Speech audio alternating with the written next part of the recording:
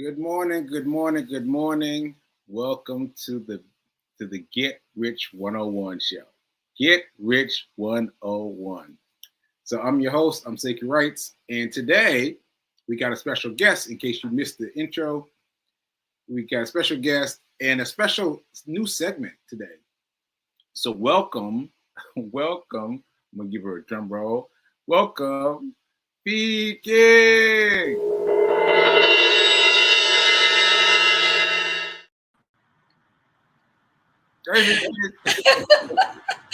Hi, Sekou, right? How you doing? Thank How you you. doing? How you doing? I'm amazing now. Okay. Okay. All right. So anyway, I decided to bring her on while I do my introductory stuff. So shout out to New Thought Media Network for allowing me the space and the opportunity to grow. And they've been very helpful to me. And thanks for working with me as I work through my stroke. All right. Yeah, that's been an important part of me. And Ashe. Ashe. Yes. I'm going to lean in because I think the light is better. Yeah. Yeah. Yeah. So that said, am I hearing myself? Am I hearing yourself am I on somewhere else in your space? No, I do have my speaker. I'll disconnect my speaker, maybe. Okay, maybe. Anyway, so very different. Huh? You come on. It's very different, but as long as it sounds good on your end. Okay. So what I want to talk about was it's so funny that I mentioned fiance files, and it was just a little thing. I was just referring to something, and I said fiance files, and you and a couple other people reacted to that phrase. So let me explain. So let me ask you, what was it that got you about me using fiance files? What got you? Or what did it mean, or whatever? What did it mean that stood out to you? It meant that you acknowledged me. You see me. I have to tell you, Sekou. So I'm going to speak in specifics. As a Black woman who has been single for a long time, however, I know a lot of married people in relationships, people who are engaged.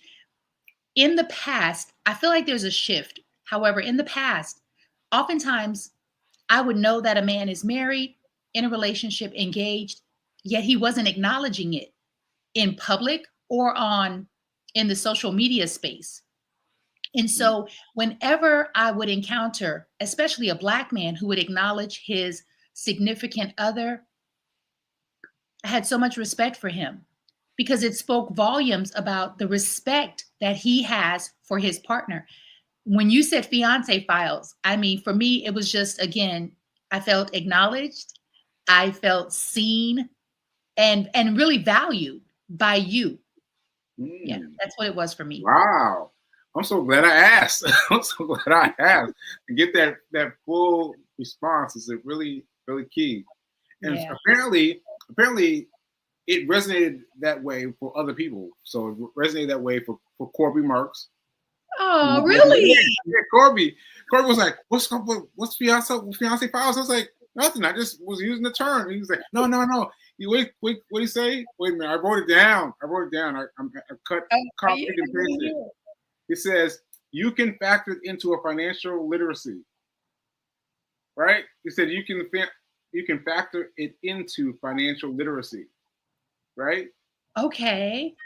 So and then he gave me two examples. I'll read you both examples. I'm ready. Studies suggest the more a couple pays for their wedding increases their likelihood for divorce. We're on the same page. I think we're on the same page with that, right, Okay. Sekou? Yeah.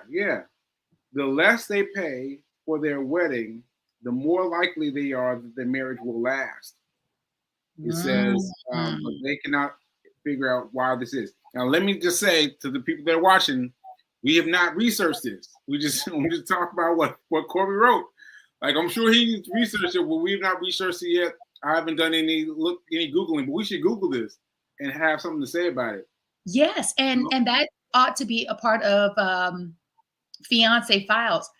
I love that because I think there's so many principles and so many rules, if you will, to partnering, whether it's marriage, whether it's living together, however you define your partnership.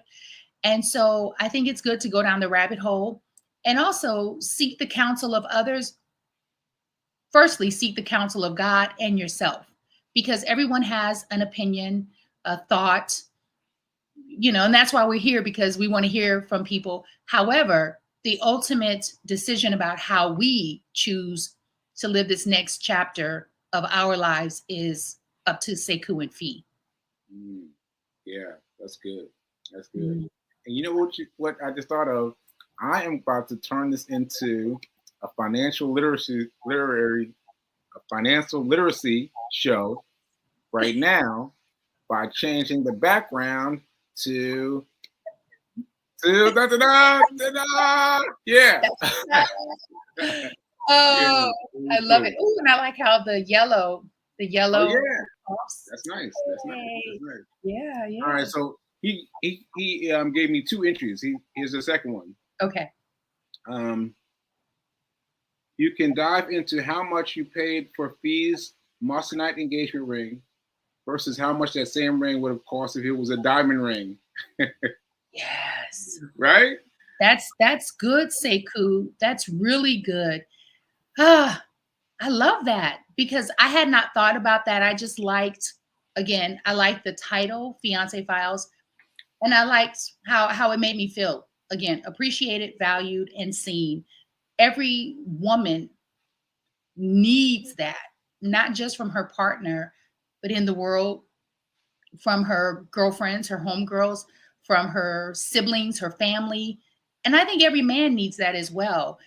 And then the financial literacy part, I think it's really powerful when couples are on the same page, or at least within close proximity. Maybe you're turning the page and I'm already there, but you're turning it, so you're getting there, and vice versa, because we're doing this together. And one of the things that they talked about on the radio station just yesterday, and I've heard this many times, is the top 2 reasons why marriages fail is because of finances and communication. Finances and communication. And I thought about you, okay, because you communicate really well, and you are a proponent of therapy, which is unusual. It's unusual. Go ahead. You grew up with knowing that therapy was a part of your normal evolution, if you will. Yeah, let me just hop in right there. For people who are watching and don't know what she's talking about, see, my mom was a psychologist before I was born. So I was born into a psychologist family, and a child doesn't know anything different about how they're brought up. It's like, hey, I gotta go talk to this person. I gotta go talk to this person. You know what I mean? Like this is what I grew up with, and I had some trouble at home. I have to go talk to a friend and sit in his office, and I was in therapy. I was in therapy from a very young age, and up until I got to like college, and I asked somebody, I was like, hey, so you're going to go see somebody? Going to go see somebody about that? I was just acting in response to something that he said. And he was like, what? And I was like, what? There's this whole thing. I was like, what do you mean? What do you mean you're not going to see somebody? He said, what do you mean I need to see somebody? And it turned into this big brouhaha. And I was like, wow. That's when that first became a thing that I knew was a thing. Like I knew that the way that I thought about therapy and talking to somebody was different than most. But all throughout college, I mean, I was going through therapy, and that just my part of who I am. So that's what P. King was referring to, folks. That was my life. That's simply my life. So yes, go ahead. I remember when you shared that with me, how in the past, when you were in a relationship and you all hit a road bump, speed bump, your first normal reaction was, we need to sit down and talk with someone, and how women were just not feeling that. And I thought, oh my gosh, what? I would love that. And I didn't grow up that way at all. Like, I grew up in a very functional, dysfunctional household, family, just culture. And talking about your feelings was not normal. It was not um, it was not suggested that you do that. It was very much so, suppress everything, push everything down. And so when I sought therapy for myself, I never even shared it with anyone. I mean, for decades, because it just wasn't a part of it wasn't even a part of my culture. And I just thought, oh my goodness, this is a Black man who actually can admit that he needs support, that he needs the guidance of someone else. I am here for that, which is why we've collectively decided that we are going to do premarital counseling. Right. And I've heard other women talk about that, and their partners are like, so what are you saying? Like, what's wrong with me? And I'm like, it's all about what's right with you. It's preventative. Right. Like, oftentimes we'll go see the doctor because we're sick. Whereas if we take care of ourselves and use preventative foods, exercise as medicine, then we stay ahead of the game. And I feel the same way about premarital therapy, premarital counseling. Yeah. So excuse me for hogging up the therapy, because you've been helping me with this the past few days. You've been helping me find a therapist, and I've been looking for specifically a neurotherapist. Like, I don't know if that's the right term, but I'm looking for someone who can talk to me about neurological issues, because I will just say briefly that it's been hard. It's been hard, and I know, because you see me on the show, you expect that Sekou's fine. Yeah, not so much. Not so much. I'm having to deal with some real things. And so aside from that, we also need to have our own what's it? Couples therapy. Couples therapy? Yes. Couples therapy. Yeah, and really kick the door down. And so shout out to you, Mom. Shout out to you, Mom, for raising me around therapy. It's just like, I was just so fixated on that way of thinking. I had no idea it was unheard of. I had no idea. So shout out to you, Mom, for I said that to you when you shared with me that you grew up that way, and I said, your mom is so evolved. I mean, she's so evolved. And shout out to her. Kudos to Mama Sekou. Thank you, because I think, and I'm not a parent, but I think when you're raising your child, at some point, I hope that parents are thinking, I want to set my child up for relationship success. I want them to be a good husband, a good partner for a woman. So let me do my part, right, to set him up for success, because it just makes you a better partner for me. No shade for you. Only for you. Yeah, that's right. That's right. Yeah. All right. So I just want to comment on this comment that we got. Let's see. Okay. My husband and I had a gathering of friends and family for a potluck with a wonderful break for our wedding ceremony. It was perfect for us. Oh, wow. That's nice. Hey, Linda, in the mountains of Colorado. In the mountains of Colorado. Is it snowing out there? It's snowing out there, Linda? Yeah, that's pretty cool. That's pretty cool. That is really nice. Yeah. Thank you for sharing that, Linda. Thank you, thank you, thank you. So, where was it? Oh, so the ring, the ring. So we've talked about the ring a bit. But let's talk about it a little bit more because, let them know. So it's so funny that there are multiple stories about this ring. There are multiple stories about this ring.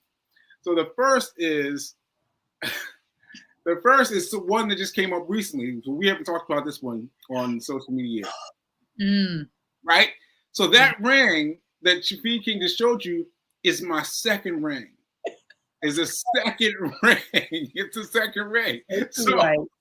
So I got her a moissanite ring, and the person I dealt with was all zen, all calm, all love. Yeah, brother, we're gonna get you the ring, brother, and all this wonderful energy.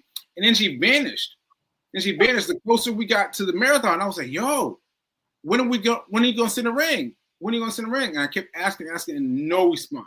I was like, "Oh no," because I really wanted, as I didn't mention, to propose in the final steps of that race, of the last marathon. I think, Sekou, I think you ought not glaze over that. Share with people what that is, what your initial plan was, because not everyone knows. Okay, so my initial plan was that V and I were going to walk the marathon together, right? We were going to walk the marathon together, and at the end, I was going to stop her right before the finish line and propose to her, right? That was my plan. But the closer it got to the day for the marathon, the more I was worried about her because she wasn't responding. And I was like, "Yo, what's up?" Because she was I'm telling you, she's all zen and energy. And then there was this silence. I was like, something must be wrong. So anyway, I found another ring.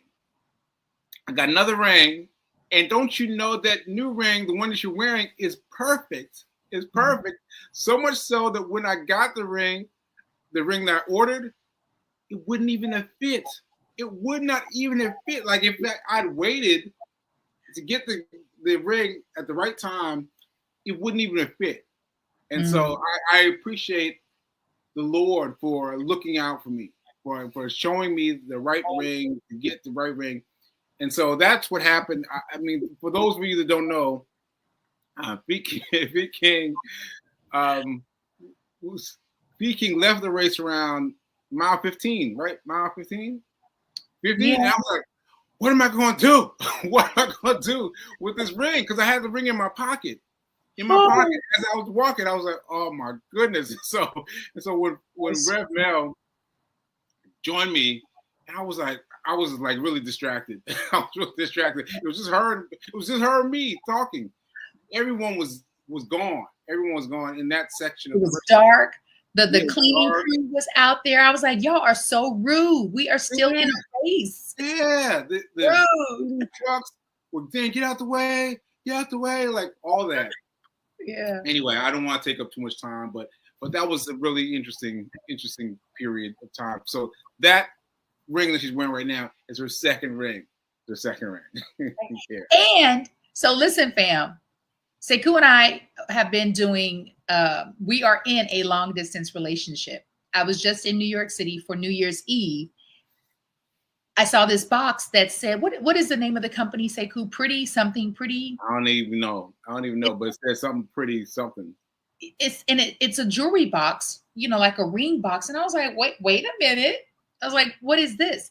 So he tells me this whole story. I'm just learning this story literally a week and a half ago. And do you know, I wasn't even tempted to open the box and look at the ring because I said, you know what? It doesn't matter. Right. My concern, though, was that Sekou paid for it and he's not going to return it for his money back. That's where Sekou and I differ because I'm really big about, let's get the money back. And then I said, you know what? If he's not worried about it, I'm not worried about it. We'll figure out what to do with the ring or not. Yeah, so let's talk about that. Because so for me, there's two moissanite rings, right? Moissanite is a fraction of the price of a diamond.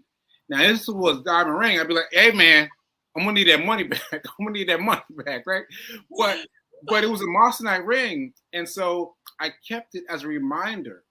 Kept it as a reminder of all that I went through trying to get this right ring to your finger, and the universe guided me to getting the right ring at the right time. I mean, that was beautiful. If only we, we ought to trust more. That's the message for me, is trusting more. And then also, this ring is so unique. It is so unique. It fits my personality. I think it fits Sekou's personality. Also, while it may be a fraction of the cost of a diamond, it's far more sturdy and has a longer lifespan than a diamond. And it also, the brilliance, the shine of the stone is far more brilliant than a diamond. Right. By the way, what I love about this specific stone and this ring is that Sekou listened. Again, it's all about being seen and heard, because oftentimes people will do things based on what they want. So sometimes a man will get a ring based on what he either wants or thinks you want. Sekou, you actually listen. He knew I didn't like diamonds. And I was like, oh my God. Yeah. He listened. And we I don't think I mentioned this either, because I was going to make a diamond ring for you based on, I was going to use diamonds from my family, and I was going to have them assemble that into a new ring for you. And then I heard you. We talked about it, and you were like, yeah, I don't really like diamonds. I was like, huh. So I'm gonna have to do something different than what I usually do. What I was thinking of doing. I was like, I'm gonna have to do something different. And that's when I thought of thing. So for those of you that don't know, I've been a jewelry designer for a long time. And in the space of that jewelry design, I discovered that diamonds are not valued. They're not valuable. That they are pumped up for their marketing promotion. Yeah. The marketing work. Thank you, Fee. The marketing promotions are pushed up by this company, and this company just saw a way to deal with it and raise the price of diamonds worldwide exponentially. It's crazy. I was like so shocked by that, and I was like, wow, that's really interesting. So I was lucky to find you. And you would talk about, I want a diamond, whatever. But that reminded me, because my memory has been weird. I get introduced to something, and then my memory slowly picks at that, and then it expands.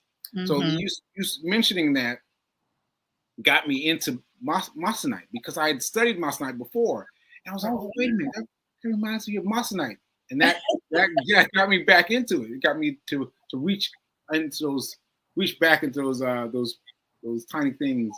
Those memory spaces. Those memory spaces. Like that, memory spaces. Yeah.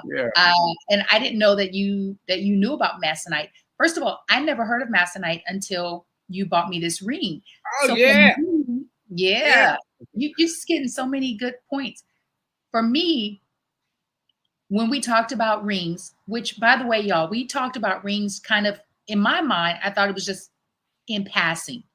This was about 2 years ago. I remember saying that I like a tattoo. So for me, I thought if I ever got married, we would get tattoos on our ring finger. So I never, did research on stones that were not diamonds, but they were precious and had value. I love my ring. I love my ring so much. So let me just put this in there. So I don't remember that conversation at all. Oh. I don't remember that conversation at all. Talking about tattoos, like, I don't remember that at all. But what I remember was you talking about not liking diamonds sub after the stroke. After the stroke. Like something in something you said after the stroke hit me.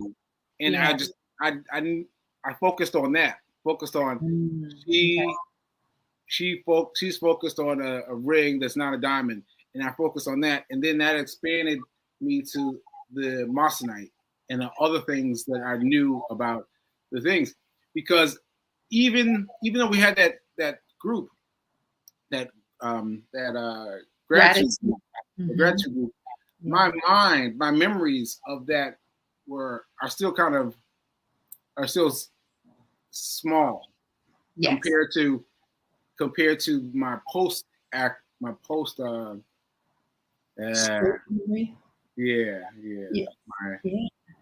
my yeah my It's okay. We okay get it. We get it. okay Yeah, yeah but we had a whole conversation, Sekou, about diamonds, marriage, rings, what I liked outside of our gratitude group. okay Yeah, once we started dating, when you would come up to Baltimore when I lived in the other place, it's fine. mm, It all worked out. I'm just grateful that you remembered me, right? That yeah. Yeah, no, I remember you saying that you didn't like diamonds, and that made such a difference. And I'll just post this in. yeah. And what happened was, because it was going to cost me much less to do it as a moissanite ring Mm. than a diamond ring, I was like, well, what am I going to do with the extra money?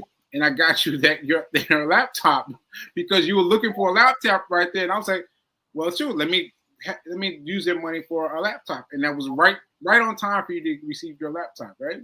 Again, you listen. And what I'm also learning about you, because we talk about the love languages, the 5 love languages. And one of my love languages, uh, out of the 5, my 3 are, and oh no, I left the book with you. Oh, because I was going to grab the book, but you have my book. Okay. So it is acts of service, acts of service, acts of service. Some women, it's gifts. Mine, I like gifts, don't get me wrong, but it's really acts of service and affection and I forget the other one. I know it's but acts of service. And I said, what I love about you, Sekou, is that you listen and you will come in and fill in the gap, because I needed a computer. It's not that I wanted a computer. I did want, the need was greater than the want, Mm. because I was about to be without a computer. And I just said, I'm going to trust the universe. I refuse to panic. All things are working in my favor and on my behalf. And then you presented me with this computer that I have, that we're doing your show on. And I thought, and for me, it was like God was saying, if you would just trust me more, Mm. you would just trust me more. Okay. I got the wheel. And I was like, okay, I'm getting there. I'm better than where I was. And so thank you again for my computer and my ring. All right. All right. Well, that's a good ending note. That's a good ending note. So thanks so much, people, for coming out. Let's try, well, as much as we can with your driving ability. Like, let's try to keep the fiance files going, and let's keep going and look at these things Corby asked us to look up, and figure out. Let's just figure out a thing. A thing. Corby, thank you so much. Sekou, I know it's time to go. I just want to make one really quick announcement, or I have a question for your audience, because I thought about this years ago. If I got married, who would walk me down the aisle? And so I have a question for your audience. Who do you think should walk Fee King down the aisle? Because my father is no longer here, right? And so who would that person be? Would it be a close friend? Would it be a cousin? Would it be an uncle? Who would that person be? Okay. All right. Let's go think about it. Let's put our thinking caps on. Put our thinking caps on. Okay, so thanks for coming. Thanks for checking out our show, our very first Fiance Files show. All right, and remember that now is better than perfect. And did I say it? Now is better than perfect. Now is better than perfect. Ashe. See you later. Bye.